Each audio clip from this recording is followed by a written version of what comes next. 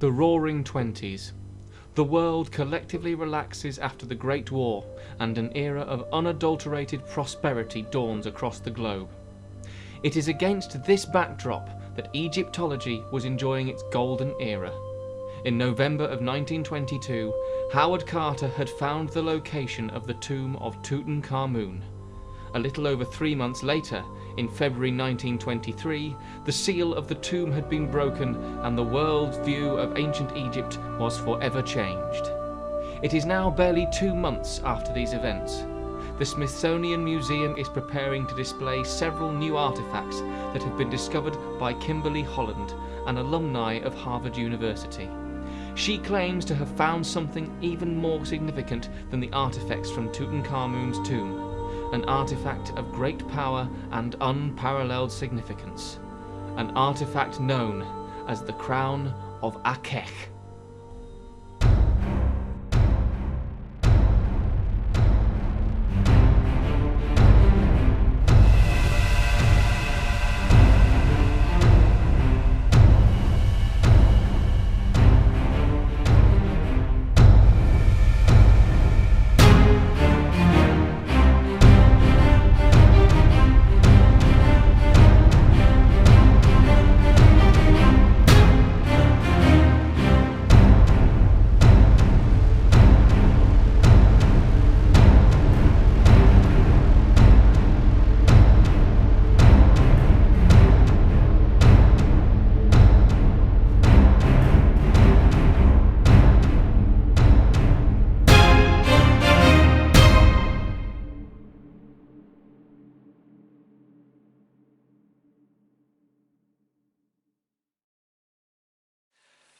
(1923) America. Renowned archaeologist Kimberly Holland from Harvard University has recently returned from a dig in Egypt, bringing with her the long-lost artifact known simply as the Crown of Akhekh. The only truly remarkable thing about this crown was that it was found deep underground at a site over 50 miles from the nearest settlement, and it was deeper than any other excavation she had previously been on. She is getting ready to unveil her discovery at the Smithsonian Museum in Washington, USA, where it should be fully examined and catalogued before eventual display. Extra security is being provided for the event and the world's press, along with a who's who of the celebrity, scientific and scholarly communities. For reasons unknown only to her, we see April, May, January walking through the main entrance to the Smithsonian. What we don't know is, what are you there? Are you an investigative reporter? A fellow or rival archaeologist? Are you a celebrity there for a photo opportunity? A senator to the museum? Are you working at the event as a security or waitress? Or are you there for nefarious reasons of your own? Perhaps stealing the crown for yourself to make a tidy profit from the ransom? You need only you know that. You don't have to tell us anything. Stop reading the papers. I wasn't reading the papers. You will probably know some of that information from watching the character sheet. Provided they watch the character sheet. If you didn't, watch the character go sheet. back. Go back. And what are you doing? Go and watch the first episode. Don't make me tell you again. You know you want to see this mug. So, you have entered the Smithsonian Museum. You see around you a large gathering of people, probably about 100 people in and around the museum. You're obviously in the archaeology and Egyptology section.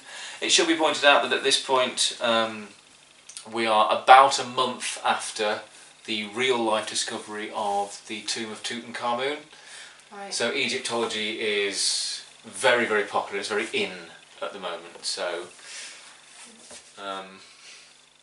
And frankly, Kimberly Holland's discovery would probably have been the talking point of the entire world if that bloke hadn't gone and discovered Tutankhamun's tomb. So, yes, you find yourself in this museum, and there are lots of people milling around. Obviously, there are waiters coming up to you with trays, offering you, pineapple and cheese on a stick. Canapes, glass of champagne. Is that the height of New York? I mean, all right. I've researched a lot of this story. 1920s. 1920s nibbles was not one of my major research routes. I'm sure they'd have that in America anyway. Cheese and pineapple on sticks. No, you're probably right. Something probably really weird, like, I don't know, hot dog and pickle. Or olives. Okay, fine. They come up to you with olives. It's not supposed to be a comedy adventure. And so essentially now you are in the museum. You walk into the sort of main Egyptology hall, and in the centre you can see the plinth with the curtains around it, which you presume will have the crown of Akhekh on it, but at the moment it is of course obscured from vision because it's the unveiling. And you can see a few people around you that you probably know. You can see Kimberly Holland, she's there. She's surrounded by security. She's not surrounded by security, but she is hobnobbing at the moment. She's hobnobbing with some very, very official and high-ranking society types. And there are other archaeologists there, there are other photographers there, obviously the press is there as well. So it's basically a who's who of New York, and for the first bit it is... Washington. Washington, yes, a who's who of Washington. And it is up to you what you do in this room at the moment. So, because obviously, is Pepper with you? Has Pepper come with you, or is Pepper... Actually, I'm not in the room. You're not in the room. Okay, where are you at the moment? Where are you starting? I'm within distance of the room. Yeah, yeah. But people think I'm in the room. Okay, yeah. At the moment, usually me and Pepper have always made sure that we look very similar. Yeah. And recently we've kind of decided that for reasons, we're now going to start. Okay, yeah, that's fine. That's fine, so... And she is currently hobnobbing with certain people, finding out where the next expedition's going. Yeah. And I'm just having a snoop round. Oh, okay, okay. In certain areas that maybe people wouldn't normally be allowed. You looking for anything in particular? Well, obviously I heard about the recent expedition into the excavation of the tomb. Yeah. And I've heard that there are artefacts that have been found that are hidden. Okay. Within Smithsonian. Okay. Rumoured. Okay. Alrighty then. She's kind of suspicious. She thinks that this has been excavated. The next exhibition here today. Yeah. That can't be the only thing that's been uncovered or discovered. Okie dokie. So she's having a little bit of a look round. At the same time that Pepper is hobnobbing and has sold some photographs. Yeah, you'll be pleased to know that Pepper passed her disguise check. Otherwise, no, she's not disguised as me. Well, no, but you said that people think you are in the room, so she has. Well, basically, I've been really complicated. So people think that I'm in the room, but not April May, because people are expecting a particular photographer. Yeah. Because there's a photographer called the Sphinx. Oh, okay, yeah, and that's who? Who sells photos. Yeah. The only contact that they can go through is Pepper. Right, okay. They don't know where Pepper gets the photos from.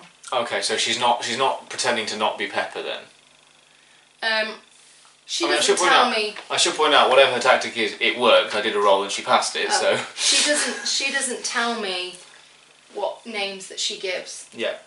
I just call her Pepper. Her name is Pepper Silver. Yeah. But she goes... Basically, all the places that she flogs the photographs, they all think they're getting them from somewhere else. Right, okay. The only thing that they know that the base of them, they come from something called the Sphinx. Okay, yeah. Alright, I don't... I'm just not going to put on that bit. Yeah, I wouldn't. That's a different thing. And so Pepper is currently selling photographs, and because she's quite unassuming,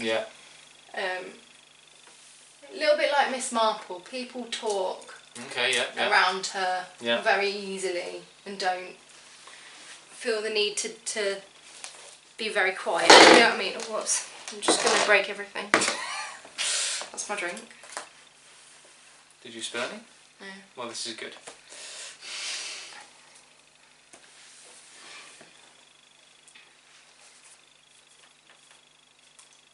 So Pepper is in the room. Yeah. The reason why we go in separately is because when we're in public, we don't. That's fine. You don't interact. That's fine. Yeah. Okay, that's cool. That's cool. So let's come to outside. What exactly are you looking for, and what exactly are you doing? Because you're almost certainly going to have to do some rolls for this. Well, because there is an exhibition, everybody, security, everyone is kind of in that area. So she's done a little bit of the sneaking past the rope, and the walking, sneaking into the dark rooms and the dark areas. Yeah, that's fine. If I can just.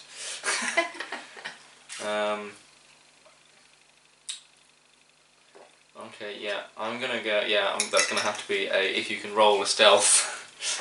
Which one? It's the D100s, so that one and that one. Right. What am I looking for? Your stealth skill is 20% because you didn't add anything to it. Okay. So it's that one there.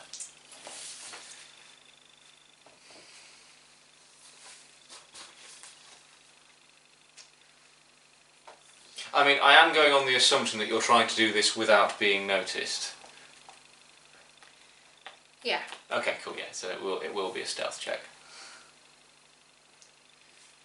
Sorry. Yeah, I'm just looking at everything else just to see. Yeah, that's fine. To remind myself what I filled in. That's fine.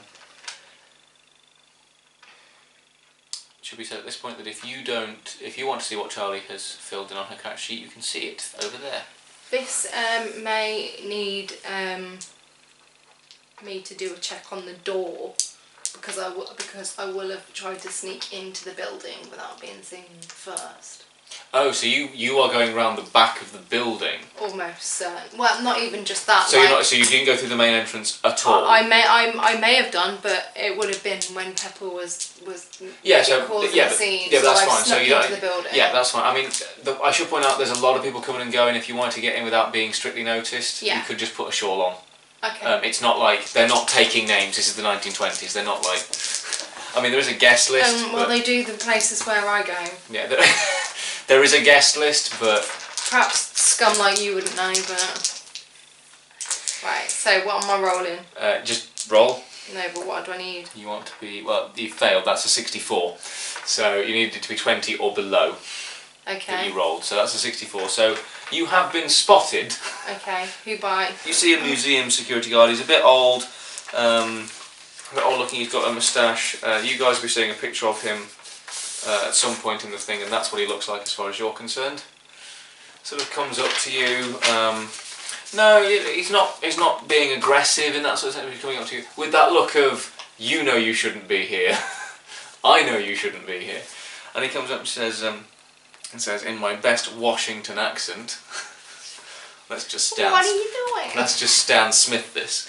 And he just comes and says, "Sorry, miss, you can't be in here. This part of the museum's closed now. You got to come back to join with the rest of the guests." Okay. Oh God. You closed. I not know where go I not know. Closed.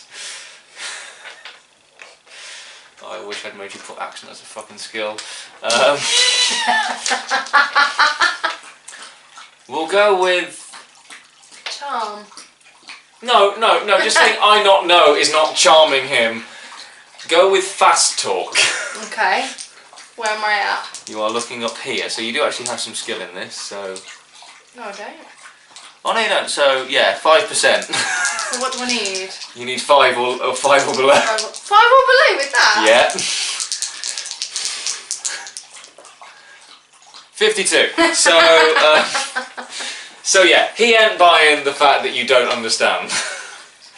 Well, he may not be buying it, but I mean, she's saying no comprendo. No, he's buying the fact. He's bought the fact that you don't actually understand English.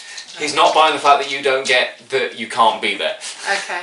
Because they don't just leave the rest of the museum on. A lot of the museum is shut down. So he's like, look, I'm really sorry, miss, but you can't. You come with me, please. Come back and join the rest of the guests. It's easy to get turned around. It's a big place. I understand. What's dodge for again? Dodge is if you want to avoid an attack, or if someone tries to grab you, which he at the moment is not doing. Okay, so yeah, he's taking me back So to the room. he's just leading you back to the room. And as I walk in, Pepper catches my eye and just smirks. Yeah. So it was worth a try. It's a good start. Is there a time limit on where I have been, like how long I've been lost for in the building? I mean, it's not been open very long because they would have done the day shift, closed down, got ready for the thing, and then reopened. That's the thing. So Could I have Doctor Who'd it and snuck in earlier in the day? roll another stealth check. See if it comes under 20. 16. Okay. Yeah. Yes. I will say that is. Hold on. Let me just. I mean, 16. And that's just stealth. So 20, 10. So yes, it's a pass. It's not a hard pass. So let me just. I doubt it, but. So yeah, you've snuck in earlier in the day. Yeah. So whatever I will have been looking for. Doesn't necessarily mean you found it. It depends what you were looking for. Well, I've basically just taken a lot of pictures of things that haven't been, I'm assuming haven't been out on display. Right, so you are sneaking into the back of the museum. So at this point, by the time I'm caught, yeah, you've come out. And I was on my way back. Right, okay, that's fine. You're in the main room for the first time now, and you see Pepper, she gives you a sort of knowing smile, and she makes her. You notice that she makes her excuses with whoever she's speaking to, and wanders off into a different part of the room. And she makes a. As she walks away, she looks up and she makes a symbol of 4 at you, which you know to mean that she has managed to sell 4 pictures in the time that she's been there. And we shall work out the financial ramifications of that at another time. I'm presuming that she didn't look at me and go. No. She would have walked away, and it would have been something like something like the old scratch that, or just 4 Just that. So either way, she made a symbol that you understand to mean 4. Yeah. And you know that means that she has sold 4 of your pictures. And so you wander around, and this is the first time you see the plinth in the centre of the room with the curtains around it. And obviously you can see there are 4 security guards, one on the sort of compass points of the circular plinth. So they're watching pretty. You think they'll be watching pretty closely. They are armed, and quite publicly armed. And there are lots of people milling around the room. And then this is where people come to you with the olives. Do I get a drink? Yes, you get a glass of champagne, complimentary. There is a non-alcoholic alternative should you wish for one. Well, I'm going to drink the champagne. Okay. And I kind of wander over to where Kimberly Holland is and kind of just linger around that little area trying to hear anything I can hear. Yeah, and Kimberly is the first thing you notice about Kimberly is that she's very, very she's fashionable, but without being necessarily in the 1920s definition of it. She's not what you would call necessarily a feminine woman in that sort of sense. And this is known about Kimberly. She's very much she's a minor celebrity beforehand, and obviously now she's been skyrocketed. And she's chatting very loudly with the people around her. And could you roll a spot hidden for me? Okay, cool. 23. So nicely so I done. passed it. You do pass it. And you notice that as Kimberly's talking, she's talking very, very animatedly. So it's a typical sort of, you know, those scenes you see in movies now where she's got her drink and she's laughing and doing all this sort of stuff, and obviously everyone around her is laughing and joining in.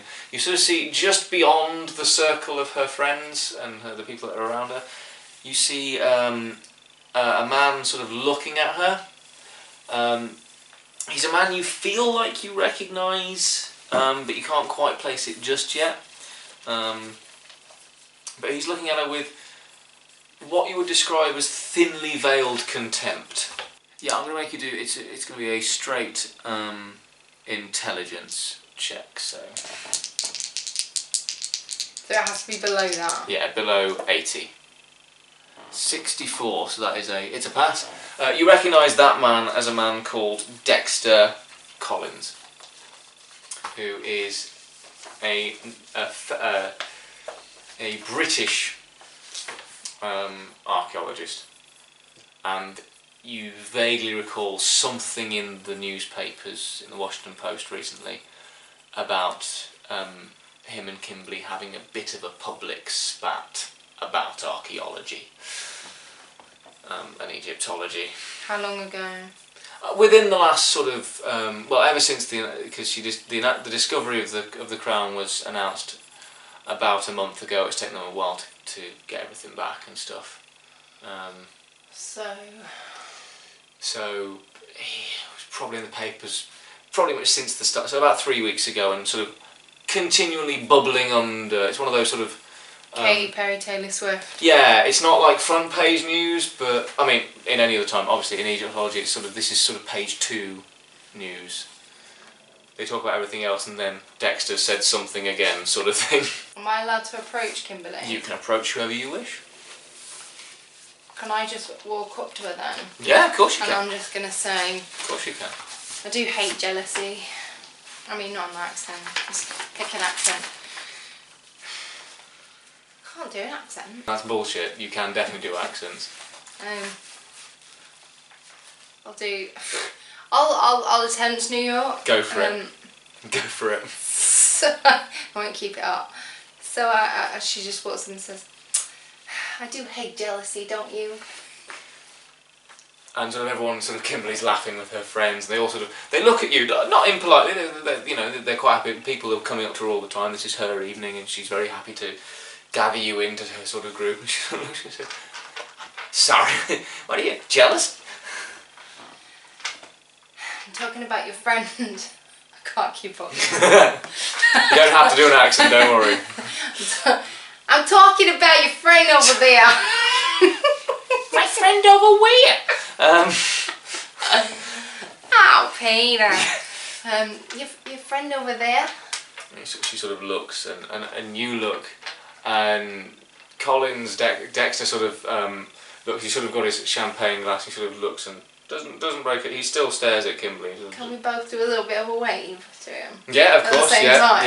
Yeah. So he sort of do that, and he's like, and then he just turns and calmly disappears himself into the crowd. Okay, I'm just gonna laugh at him. Yeah. You know, like and everyone around you laughs. Everyone around you laughs. It's all high society. What an asshole. That's just Dexter. Don't worry about him. He hasn't had a major discovery in years. Spends a lot of time over in France. He hasn't had a major discovery since he first went to the bathroom. I like you. I like you a lot. Kimberly Holland, nice to meet you. Oh, champagne, hang on. Nice to meet you. I can't think of a name. I can't think whether I want her to introduce herself as April or not. No, you know what? I'm April. Nice to meet you. Lovely to meet you. Lovely to meet you, April. Well, welcome. Let me introduce this man here. And she points to a man who's got a very sort of actually I can show you. He's how you doing? Got a sort of I can't think of the actor's name, and that's really bugging me. But that's sort of what he looks like. I know Jeremy Irons? That's the one I'm saying. He's got a sort of Jeremy Irons vibe about him. He's very he's laughing with everyone, but he's the one that you looked around the group. He's the one that's laughing the least. He's sort of, it's very much with him. It's sort of a yes. He said, This is Lamont. Lamont Abbott. He's the curator of the Smithsonian and a very good friend of mine. How do you spell that? Lamont, Lamont. And Abbott, Abbott. He's what? Sorry. He's the curator of the museum. He's a very good friend of mine, and he laid all this on for us tonight. And he sort of leans in, sort of champagne close to his chest. No bother of us, absolutely fine. I'm just gonna sort of really lean into Kimberly, sort of away from Lamont. Yes. And just say, the guys around here don't smell too good, do they? Oh, it's okay. They're not particularly happy that a woman has the second biggest find of the year. I can't make another reference to his pants. It's a different guy. You totally could. No, I know. So what brings you here? What brings you to my nice little soiree here? Well, I gotta be honest, I didn't know this was going on. I just kind of stumbled upon an event and thought, hey, I'll have a look round and see what all the fuss is about. At this point, sort of Chase sort of catches up. You kind of, because when he left you, he sort of left you. You got the impression that Chase was a security guard. Right. Yes. He sort of catches you up and he's sort of, oh hello. Sorry, I'm having my attention demanded by a dog. And so he sort of comes up to behind Kimberly, and he's about to whisper something to her, and then he clocks you. It's like, what are you? Look, Miss Holland, this woman brought, and before you know what? No, before he finishes, Kimberly sort of said, Chase, I don't want to hear it. Everybody's welcome. It's my soiree, and she has been perfectly charming since she said hello. Unless you've seen her do something violent to somebody or violent to me, you can leave it alone, all right? And Chase sort of pompously sort of... You wouldn't believe it. Told me off for trying to find a bathroom. And Chase is sort of like, he's sort of this red growing up. Yeah, Kimberly believes you.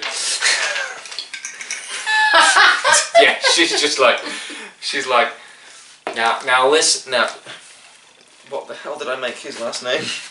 Now listen, Officer Ward, I'm sure I can handle it. She's been, like I said, she's been perfectly charming. Besides, there's lots of people here. Surely you should be paying attention to the crown over there. And he sort of goes, you get the impression that he really wants to say something. Well, then in that case, yes, Miss Holland. April's just going to turn and look at him and go, well, off you go. Yes, Miss Holland. And he sort of stalks off, and you sort of watch him, and he when he gets to one of the security guards. Another man with a superiority complex. Don't they all? Don't they all? And when he gets to one of the security guards, you see him very sort of roughly tell him that it's his shift now and he can go. In no uncertain terms. So, yeah, and don't pay any mind to Dexter. He's doing his thing, and obviously I'm just glad to have got everything back from Egypt safely, actually. I mean...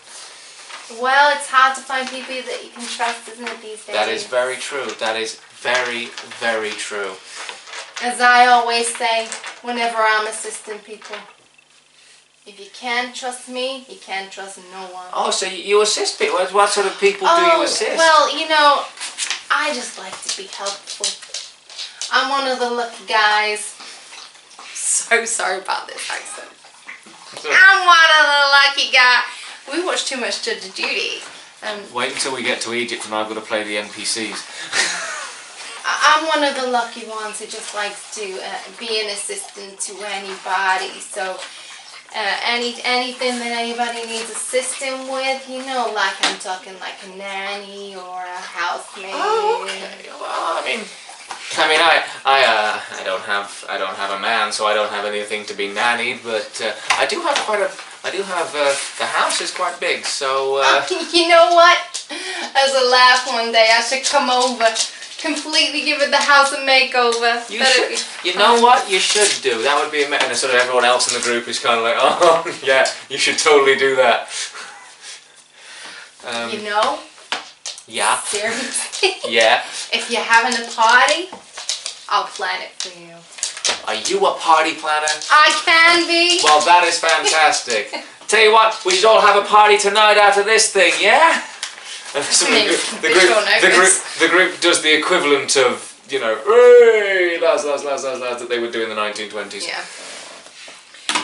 Basically, if you've not cottoned on to what I'm trying to do is April is cozying up. You're trying to ingratiate yourself. Yeah, cozying up without actually asking her, like, if she involves herself, she wants Kimberly to be the one that does the asking. Well, you sort of actually do another straight intelligence, I think, because the way you're playing this, I kind of think it would be natural that you would get. So yeah, so do a straight intelligence. 64 again. That seems to be your go-to number for intelligence rolls. So yeah, you sort of notice that you look around the group while they're laughing, and in the lulls in conversation, apart from Lamont, who sort of chats a little bit about various other things they've got going on at the museum, you get the impression that most other people in the circle are doing the same as you. They're not particularly good friends of her. Yeah. You sort of get the impression that, and you also get the impression from Kimberly that she is absolutely fine with that. She has no qualms whatsoever with just being the sort of, I'm famous right now and people want to talk to me. That's all good. Okay, at this point, yeah. I carry newspapers. Yeah. A newspaper on me all the time. That's fine. That has yeah. my photos in it. Okay. Yeah. And what I will do before I go up to somebody, I will strategically place it. Okay. Yeah. Do you know what I mean? Yeah. So yeah. that I can pick up and go, oh look, the Sphinx is at it again. So is that exactly what you're doing now? Yeah. So so there's been a bit of a lull in the conversation. So you pick up the paper and go, sort of icebreaking. You don't want me to check to see if no one see me put it down? No.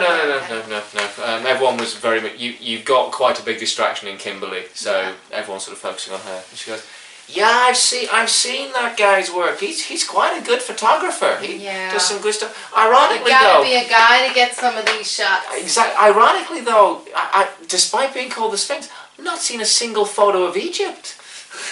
Yeah. Well, you know, you can't be well travelled. Well, no, obviously not. I mean, I tell you what, though, I'd kind of be very interested to see if I could get him to come with me on my next adventure. That would be the next expedition. That would be amazing, because he hasn't been to Egypt, and we kind of got some photographs, but not many. And obviously, it was all just the Egyptian press, and you know what they can be like. Well, no offense to the they Egyptian say press. that this guy is impossible to get hold of. So. I know, but then they said that about Tutankhamun, didn't they? Hey, I heard that there was a curse. Oh, please. I mean, Nobody's died then. Well, no one after they found it. What are you laughing at? Look out for my other offensive accents. Charlie's Guide in How to Offend the World. Well, now here's the thing about Egyptian curses. I don't believe in them. I've never seen any evidence of it. I mean, look at where we were. We were 50 miles out from the nearest settlement. We opened up this thing, we didn't know what it was, we didn't know what was in it. All the writing on the wall, it just seemed to be praising the gods. There was no curse written down. It was just praising the gods and making sure the gods were aware that this place was there. And then we found the crown. And we brought it back here, and now we're having a little party. This accent, she has moved around America a lot in the last 10 minutes.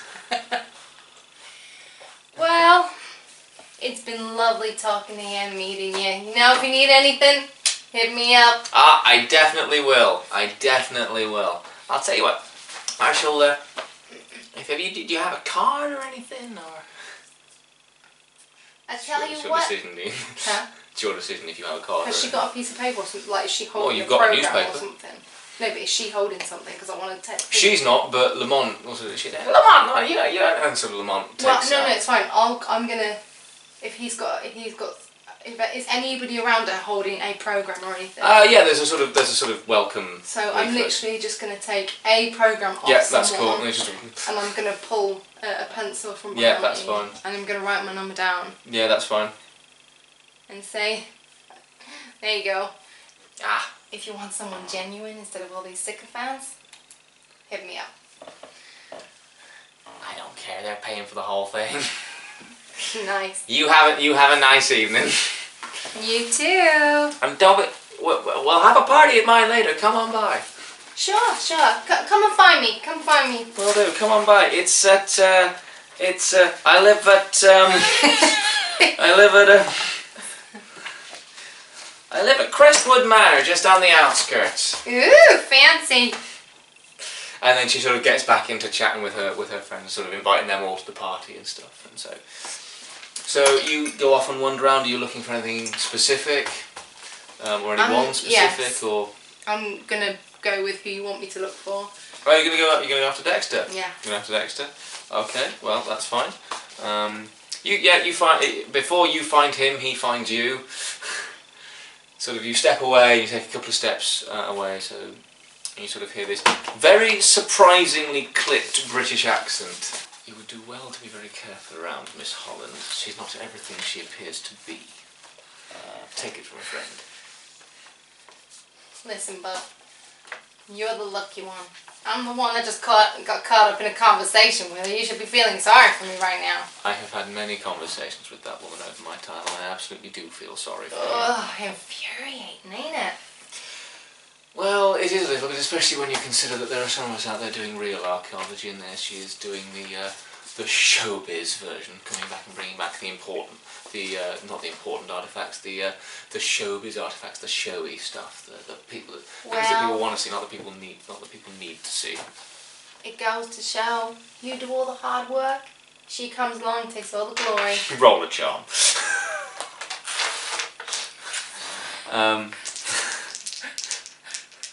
I've got that. Yes, you do have that. But it's got to be below 35. 35.